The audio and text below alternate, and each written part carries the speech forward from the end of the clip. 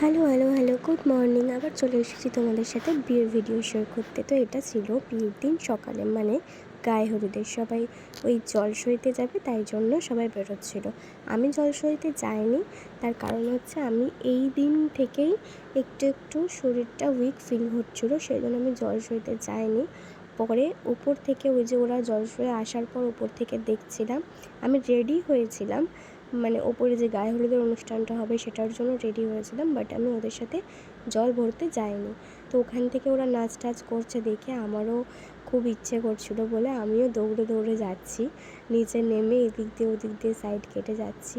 শরীরটা খারাপ লাগছিলো, তাও একটা বিয়ে বাড়িতে গিয়ে সবাই মজা করছে, নিজে ওরকমভাবে এক কোনায় পড়ে থাকলে নিজেরও ভালো লাগে না, আর বাকি অন্যদেরও ব্যাপারটা অকওয়ার্ড ফিল হয়। সেই জন্য আমি চলে এসেছি, দেখো সবাইকে কাটিয়ে কুটিয়ে সবার সাথে এখন আমি নাচ করব সেই জন্য।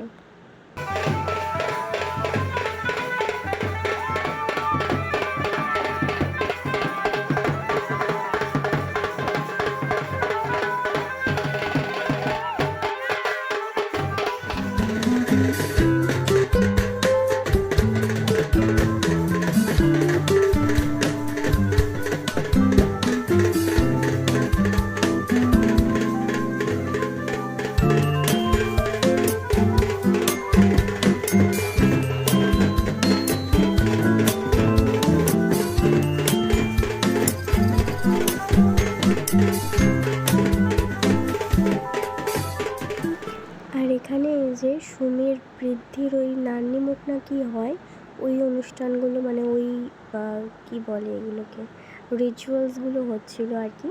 তো ওখানে আমি একটুখানি ভিডিও করছিলাম দাঁড়িয়ে দাঁড়িয়ে। ওর এখনও গায়ে হলুদের লুকেও রেডি হয়নি, বাট আমরা সবাই রেডি হয়ে গিয়েছিলাম। ওখানে ওই যে ওই কোনায় দেখো দিয়া শঙ্খ বাজাচ্ছিলো, আর ওখানে ক্যামেরাম্যান দাদারা ভিডিও করছিল। এই জায়গাটা একটু ছোট হয়ে গিয়েছিলো, সেই জন্য আমি সিঁড়ির ওপর থেকে ভিডিও করছিলাম। আর এখানে দেখো ওর হলদি অনুষ্ঠানটা হচ্ছে।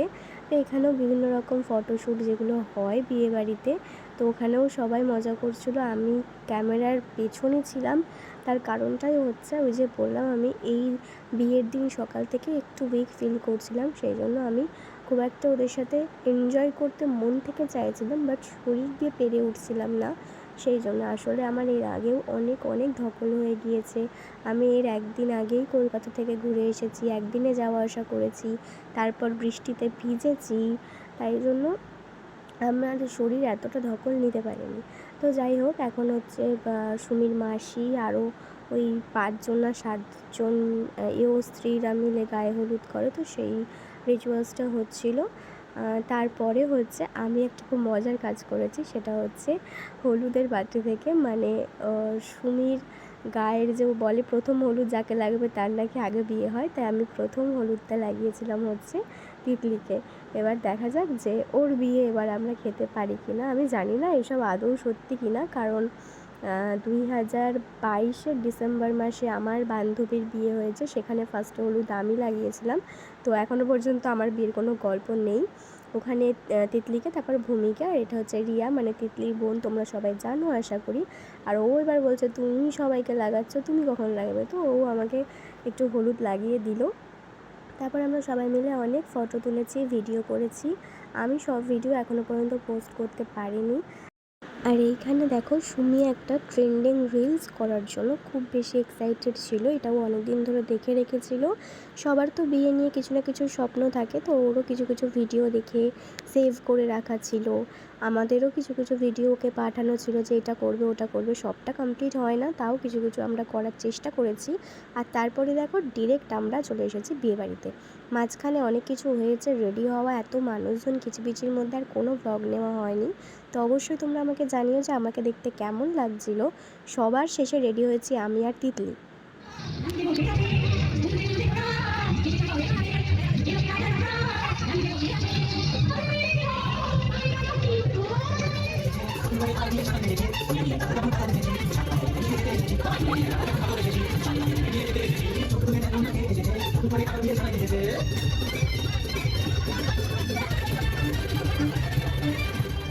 তো এই যে একটু একটু নাচ টাচ করে এবার আমরা সবাই মিলে দৌড় দিয়েছি, কারণ হচ্ছে বরের গাড়ি ঢুকে গেছে। এই বরের গাড়ি ঢুকে গিয়েছে মানেই হচ্ছে আমাদের এবার বরের কাছে আবদার করার সময়। আমরা আগে থেকেই সুমিকে বলে রেখেছিলাম যে বরকে কিন্তু রেডি হয়ে আসতে বলবে, আমরা কিন্তু তোমার বান্ধবী বোনেরা মিলে প্রায় অনেকজন, তো সেই মতন রেডি হয়ে না আসলে কিন্তু বর প্রেস্টিজে পড়বে, কারণ আমরা গেট ধরবো। তো ওরাও প্রায় 7 ঘন্টা জার্নি করে এসেছে, তারপরেও বর ঢুকছিল না আমাদের ভয়ে। অনেকক্ষণ পর ফাইনালি আমরা বরকে পেয়েছি। সেই ওখানে যে কী হয়েছে সেটাও তোমরা পরে দেখতে পারবে। তো এই মুহূর্তে দেখো আমাদের কোণে কিন্তু বর এসেছে, সেই আনন্দে ওপরে দাঁড়িয়ে দাঁড়িয়ে নাচছিল। এই জিনিসটা একটা প্রাউড মোমেন্ট, এটা জীবনে একবারই আসে, সত্যি খুব সুন্দর। আমরা এখন গেট ধরাই আছি। এই দেখো আমরা সবাই আমার ফোন নেই, আমার কাছে আমাকে কিছু বল কয় টাকা নিবি 10,000 10,000 1 টাকা 10 না 15 তাই নেবে না 15 বললে সেটা কমাবে। হ্যাঁ 15 10ই বল না 15 বললে তাহলে 10 দেবে। হ্যাঁ 15 বললে 10 দেবে। এই 15,000 1 টাকা মুরগি।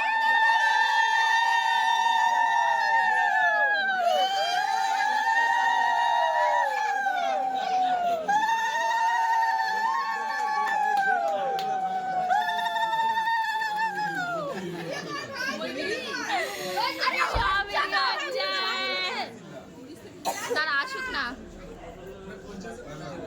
জামাই বাবু। আমাদের দাবি মানতে হবে, ক্যাশ দিয়ে ঢুকতে হবে। আমাদের দাবি মানতে হবে, ক্যাশ দিয়ে ঢুকতে হবে। রাজীবদা ও রাজীবদা আমাদের দাবি মানতে হবে, বলা আনছে না তোরা। আমাদের দাবি মানতে হবে, ক্যাশ দিয়ে ঢুকতে হবে। আমাদের দাবি মানতে হবে।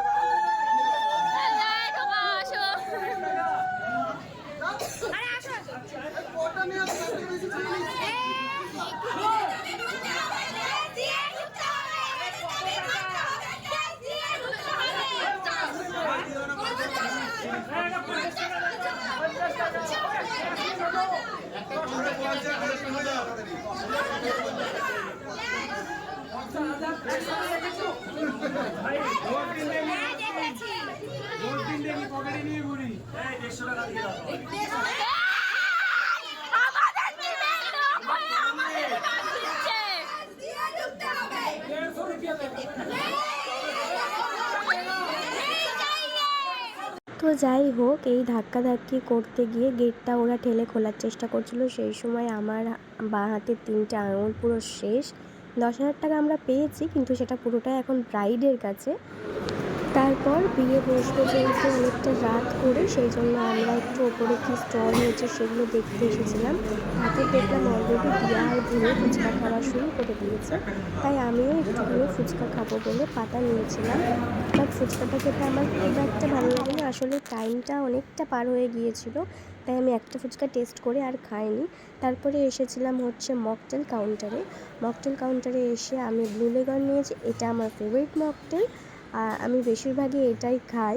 তো এরপরে এই যে আমাদের ব্রাইড অন্যের ছবি তুলে দিচ্ছিল, মানে কি ভালো ব্রাইড আমাদের। তো সেই সমস্ত ক্লিপগুলোও নিয়ে রেখেছিলাম, যে এগুলো পরে দেখলে ও নিজে অনেক মজা পাবে, আর ও ছাদনা টানা না আমার খুব পছন্দ হয়েছিল।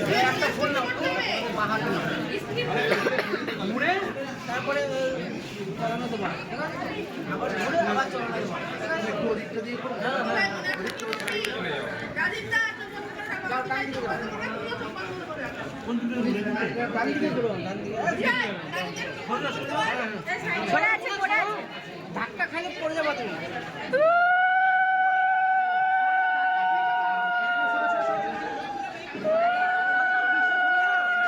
অনেকটা জায়গা লাগে, দেখো লাইট আছে কিন্তু।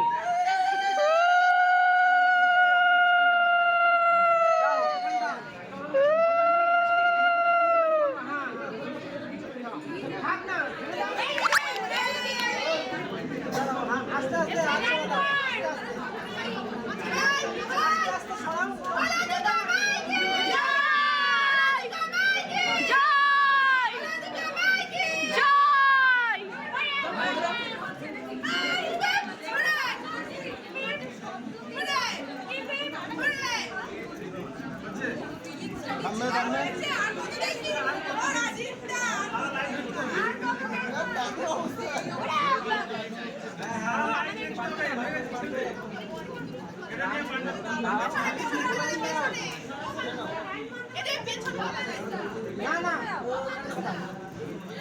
কখন বলো মা তখন নিয়ে যাও বিসর্জনের সময়।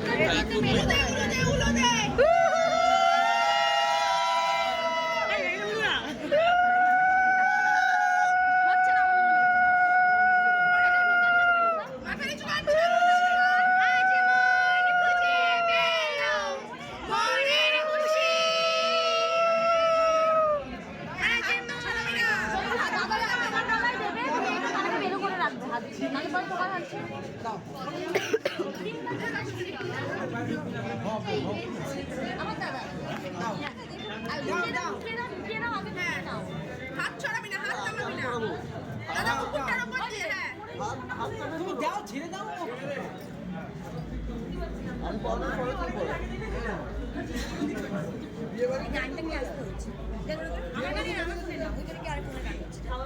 বেশি জোরে দিস না, ওরা ইনস্ট্রাকশন শুনতে পাবে না। বিয়ের ইনস্ট্রাকশন শুনতে পাবে না, বেশি জোরে দিস না, বিয়ে কিছু হচ্ছে না।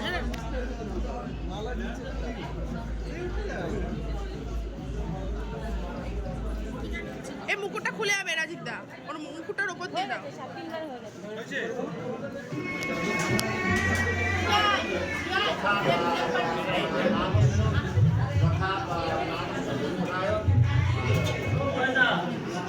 ও দিদি এখন চালু হবে।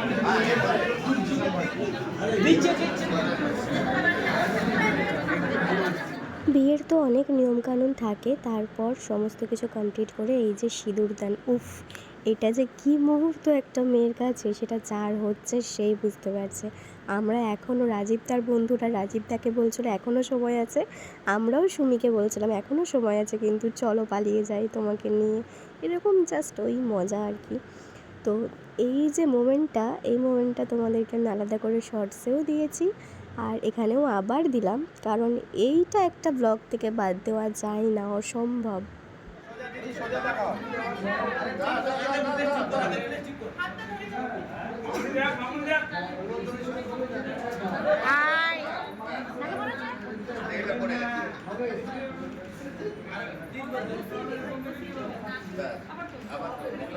তো ফাইনালি সিঁদুরদানের পর আমরা খেতে বসেছিলাম, এটাই আমাদের কথা ছিল। গাইস এখন বাজছে 2:16 আর আমরা এই কয়জন বসেছি এখন খেতে। অনেক রাজ্য জয় করে ফেলেছি আমরা এত রাতে, সিঁদুরদান দেখেই খাবো। আমরা এত রাতে খেতে বসেছিলাম বলে যে কোনো খাবার শেষ হয়ে গিয়েছিল বা কিছু, তেমনটা কিন্তু হয়নি। মেনুতে যা যা ছিল প্রত্যেকটা আইটেমই আমরা পেয়েছিলাম। আমরা খেতে পারিনি সেটা আমাদের ফল্ট, কারণ আমরা অনেক রাতে খেতে বসেছিলাম। শুরু হয়েছিল চিকেন সাটে দিয়ে, তারপর স্যালাড, সাদা ভাত, তারপরে বেগুনি ছিল, আরও অনেক কিছু ছিল, ওগুলো ওরা নিয়েছিল, আমি নিইনি। আমি নিয়েছিলাম হচ্ছে আমার ফেভারিট কাতলা মাছের পেটি। তো এই যে কাতলা মাছের পেটি, তারপরে হচ্ছে পোলাও, মাটন, এগুলো দিয়েছিল, বাট আমি আর খেয়ে উঠতে পারিনি। যেরকম আমার প্লেট দেখছো সেরকমই ছিল শেষ পর্যন্ত। আমার গা গরম, আমার গলা ব্যথা, তার মধ্যে এটাও আমার, এটাও আমার, এটাও আমার, সব 3টে আইসক্রিম আমার।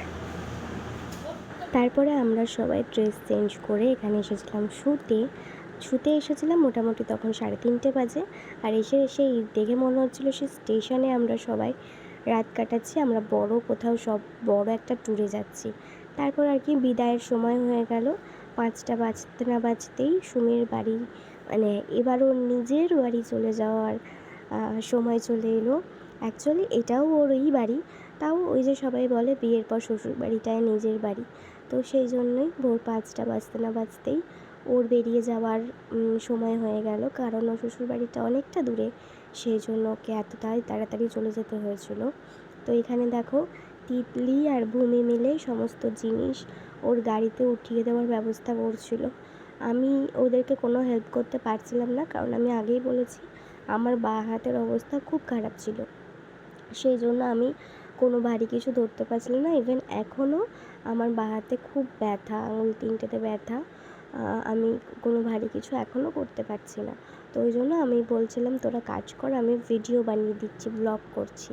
তো এই যে গাড়িটাও খুব সুন্দর করে সাজিয়ে এনেছিল। বিয়ের সময় আর গাড়িটা দেখার সুযোগ হয়নি এত ভালো করে, তাই এখনই দেখছিলাম। তারপরে এই যে বিদায়ের সময়, এই সময়টাও খুবই কষ্টকর একটা সময় প্রত্যেকটা মেয়ের কাছে। বাট সুমি ভীষণ ভীষণ স্ট্রং একটা মেয়ে। ও মানে খুব কি বলবো, খুব হার্ড। হয়তো মনে মনে ভীষণ কষ্ট পাচ্ছিল, কিন্তু ওর মুখে সেটা প্রকাশ পাচ্ছিল না। আর এদিকে তিতলি তো আছেই, তিতলি যার সামনে থাকে সে কখনো কাঁদতে পারে না। তো যাই হোক, এই রিচুয়ালসগুলো তোমরা দেখো। এদিকে আমাদের দিয়া পাগলি খুব কান্নাকাটি করছিল, সেটাও তোমরা দেখতে পাবে।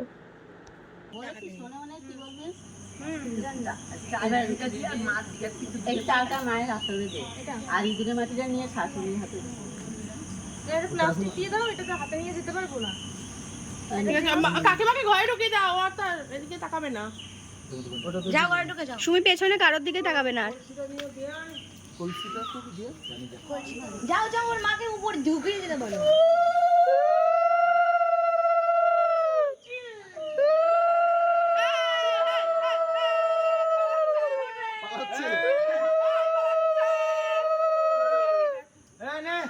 ঠিক আছে, চলে যাবি, ঝাড়খণ্ডে চলে যাবি।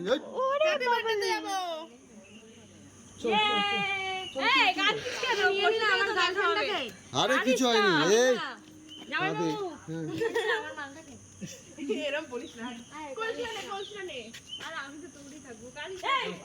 আচ্ছা আচ্ছা, এইসব ধার দেনার ব্যবসা চলে না। দাঁড়া একটু ধরে থাকো, একটু জড়াজড়ি করে নিক, ও একটু জড়াজড়ি করে নিক। না না না, এখন নমস্কার করবে না। ও হাতে বোমা ওর সাথে দিয়ে দাও। আমি তো পেছনে ঘুরতে পারবো না। দিয়া কান্না করিস না। দিয়া সামনে আয়, শুভ শুভ সব শুভ শুভ। দিয়া সামনে আসো। গাড়ির চাকায় জল দিতে হবে, গাড়ির চাকায়।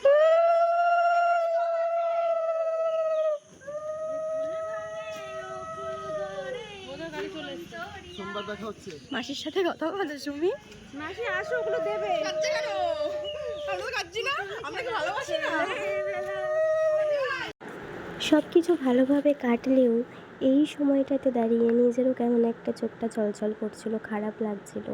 মনে হচ্ছিল যেখানে ছোট থেকে বড় হয়েছি, নিজের মানুষগুলো তাদের সবাইকে ছেড়ে এত দূরে চলে যেতে হবে।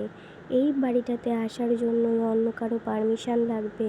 নিজের বাড়ির লোকের কারোর শরীর খারাপ হলে, কেউ অসুস্থ হলে অন্য কারোর পারমিশন পাওয়ার অপেক্ষা করতে হবে। ছোটোবেলা থেকে সমস্ত আবদারের জায়গা যারা ছিল তারা বদল হয়ে যাবে, মানে ওই জায়গা বদল আর কি। যাই হোক সুমি, তুমি ভালো থেকো, সুস্থ থেকো, তোমার আগামী জীবন অনেক সুখের হোক। গুড মর্নিং গাইস, আজকে সকালটা আমি শুরু করছি। আজকে দিভাইয়ের জ্বর এসেছে। এখান থেকে একটা নাকা নিয়ে এসে জল দিচ্ছি, যে নাকাটা দিয়ে আমরা ভাতের হাঁড়ি। আর আমি কিডনি এই বস্তাটা দিয়ে দিয়েছে। এই হিয়ার কালকে রিসেপশন, এই হিয়া বলছি কেন, কী বলে, কিডনি কার ইস না, দিভাইয়ের জ্বর এসেছে, ও কাঁদছে। ভূমি ওই যে ফোন ঘাটছে এখন। এ দিভাই